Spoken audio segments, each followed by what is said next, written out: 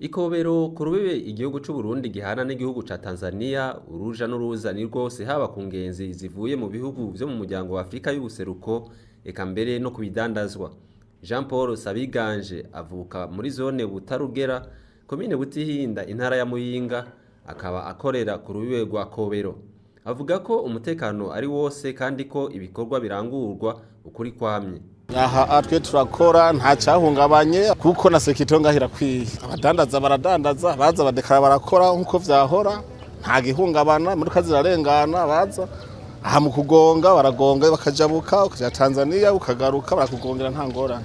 Aha nta bihuhana bitira bihari, mupaka uruguruye uragenda urakora nkuko wamukora kuva kera.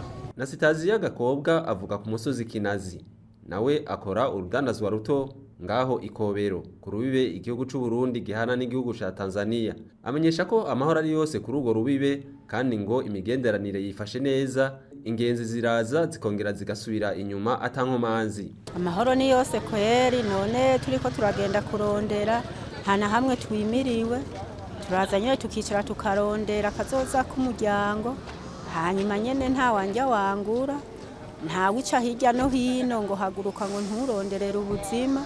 Twebwe ngaha ku mupaka ni sawa n'amahoro, ngaha turajya tukaryama tugasinzira tukavyugwa n'ubuce, imigenderanire ni yose ngaha ku mupaka iwacu. Ibiharuro bitangwa n'igisata kiraba abinjira n'abasohoka Ikobero vyerekana ko hagati y'igenekerezo rya 13 Kigarama umwaka wa 2024 na 12 Nzero umwaka wa 2025 abantu binjiye barenga ibihumbi 7 harimo abarundi, abanyarwanda, abatanzania, abavuye mu gihugu ca Kenya, abaganda, abo mu gihugu ca Sudani y'Epfo hamwe n'abakongomani.